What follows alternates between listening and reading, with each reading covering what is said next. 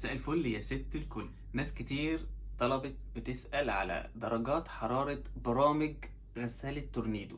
انا هقول لكم كل برنامج وقته قد ايه ودرجة حرارة قد ايه وايه اعلى درجة حرارة ودرجة الحرارة الواطية جدا. وده اول برنامج، الوقت بتاعه 15 دقيقة. البرنامج ده بيكون للفواكه للخضروات لانه ما فيهوش درجة حرارة اصلا، وكمان درج المسحوق ما بيتفتحش، يعني حتى انت لو حتى مسحوق وحتى البرنامج ده درج المسحوق ما بيفتحش لانه ده خاص بالخضروات والفاكهة. وكمان لو انت هتشيلي اطباق او مواعين لتاني يوم ومش عايزة تغسليها بتحطيها على البرنامج ال 15 دقيقة ده، تعملوا له دورة شطف وتسيبيها لتاني يوم تغسليها براحتك، مفيش اي مشكلة. ناخد البرنامج التاني. ده البرنامج التاني وبيدينا وقت 14 دقيقة. البرنامج ده الغسيل السريع أو الشطف السريع، لكن هو غسيل علشان فيه درجة حرارة واطية من 25 درجة ل 30 درجة. ده بقى بيكون لو عندك مواعين خفيفة أو مواعين متسخة قليل قوي. طبعا مفيش دهون، مفيش أسماك، مفيش لحوم، فبتحطيه على البرنامج ده لمدة 14 دقيقة وبيبقى زي الفل. الحاجات الخفيفة كده بتحطيها على البرنامج ده لأن درجة حرارة واطية وبيفتح درج المسحوق. طبعا البرنامج ال 14 دقيقة ده ما ينفعش فيه خضار ولا فاكهة لأنه فيه درجة حرارة وبيفتح درج المسحوق. نروح للبرنامج التالت، برنامج ال 30 دقيقة. هو مكتوب عليه 30 دقيقة، بيدينا على الشاشة 30 دقيقة. ده بقى برنامج الغسيل السريع، يعني برضو لو عندك اطباق ومواعين مش شديدة الاتساخ، لا خفيفة الاتساخ والدهون، بتحطيها على برنامج 30 دقيقة. ده سريع كده، 100 درجة حرارته 40 درجة، يعني بيرضو بالنسبة للزجاج والكوبايات جميل جدا. وقت قليل ما ينقرش الكوبايات، وفي نفس الوقت 40 درجة حرارة. وتقدري كمان تحطي على برنامج ال 30 دقيقة ده اللي هو درجة حرارة 40، تقدري تحطي التيفال، الجرانيت، لأنه درجة حرارته 40 فبالتالي ما بيأثرش قوي ووقت قليل فما بيجرحهمش. وأحسن حاجة كمان لو أنت عايزة تحطي ألمونيا، ده ينفع وجميل جدا للألمونيا علشان خاطر ما يسودش الألمونيا.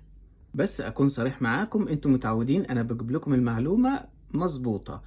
الألمونيا هتصفر خفيف، ولكن ده يعتبر أقل برنامج هيصفر الألمونيا، مش زي البرامج التانية الشديدة الحرارة وطويلة في الوقت. نفس الكلام التيفال والجرانيت.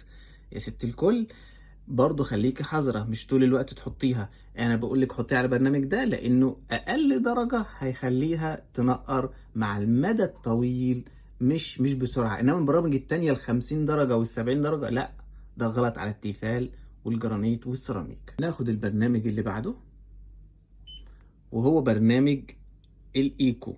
ده بيديني وقت قد ايه برنامج الايكو؟ 4 ساعات إلا ربع. ده بقى درجة حرارته 50 درجة حرارة. ده بقى وظيفته ايه؟ ده برنامج اقتصادي، يعني هيوفر معاكي مية وهيوفر معاكي اهم حاجة في الكهرباء. مدته طويلة، ولكن لو انت الكارت باقي فيه شوية فده هيسعفك، هيغسلك المواعين بس هياخد وقت طويل شوية ولكن هيوفر لك في الكهرباء. ناخد البرنامج اللي بعده وهو برنامج ال50. هو مكتوب عليه 50 اهو، دي برنامج ال50، وشوف مكتوب عليه ستار النجمة، يعني تقدر تستخدمه الاستخدام اليومي. هو مدته 50 دقيقة ولكن درجة الحرارة 65 درجة حرارة. ده عالي، درجة حرارته عالية لأن ده بياخد المواعين شديدة الاتساخ، الدهون التقيلة، السمك، اللحوم. تقدر تستخدمي ده البريمو اللي تستخدميه كل يوم لأنه ما شاء الله عليه درجة حرارة 65 شديدة يا ست الكل. يعني لو جيتي لقيتي الكوبايات بتنقر منك بلاش تحطيها في البرنامج ده لأنه درجة حرارته عالية ومدته ساعة إلا 10 دقايق. ناخد البرنامج اللي بعد ال50 واللي هو ده. شوف مرسوم عليه كاسات. ده برنامج الوقت 1.5 ساعة، درجة حرارته من 30 ل 50 درجة، يعني ممكن 35 درجة 40 درجة. ده خاص بالكريستال، الزجاج، المجات، الكوبايات، الحاجات اللي عليها زخارف علشان خاطر ما تنقرش وما تجيرش وما تفرقعش. ده خاص بالحاجات اللي في النيش، الكاسات، الزخارف. زي ما قلت لكم درجة الحرارة بتتراوح من 30 درجة ل 50 درجة. الوقت بتاعه ساعة ونص. طبعا ده ما بيستخدمش في حاجات شديدة الاتساخ، لا. الدهون التقيلة لا. خد البرنامج اللي بعده. البرنامج ده البرنامج ده وقته ساعتين بالظبط، ساعتين ودقيقة. ده درجة حرارته من 50 ل60. درجة حرارته عالية. ده للحاجات متوسطة الاتساخ، لكن أنا شايف درجة حرارته عالية ووقته طويل. ده يشيل شديد الاتساخ عادي ويشيل الدهون التقيلة عادي، لأن درجة حرارته عالية. ناخد آخر برنامج بقى.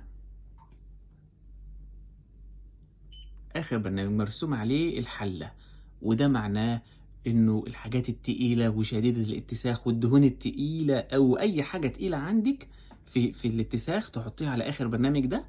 واللي هو بيديني 3 ساعات إلا 10 دقايق. شوف، ساعتين و50 دقيقة، 3 ساعات إلا 10 دقايق. درجة حرارته من 60 درجة حرارة إلى 70 درجة حرارة. ده أعلى حاجة في غسالة أطباق تورنيدو، من 60 درجة ل 70 درجة. أي حاجة تقيلة شديدة الاتساخ تحطيها على البرنامج ده. صحيح وقت طويل، ولكن هتطلع الحاجة بيرفكت. بس في حاجة، كل اللي أنا ذكرته في درجة حرارة عالية ما تحطيش فيه البلاستيكات يا ست الكل. هو مش هتسيحها، ولكن البلاستيكات هتطلع معوجة من درجة الحرارة العالية.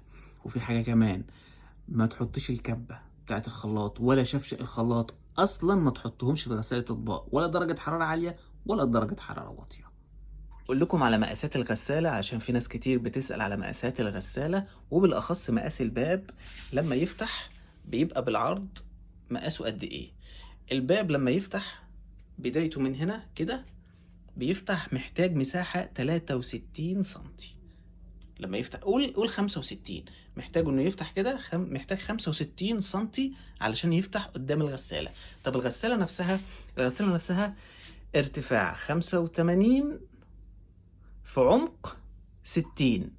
كل الغسالات كده، حتى ال10 أفراد، ارتفاع 85 كلها في عمق لجوه 60 سنتي.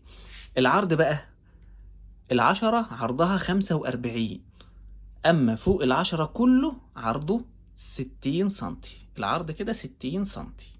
والمقاسات دي يا جماعة كل الغسالات مش بس تورنيدو. لو عجبكم الفيديو لايك وشير. قناتي على اليوتيوب عصائر ميخا. يا رب تكونوا استفدتوا.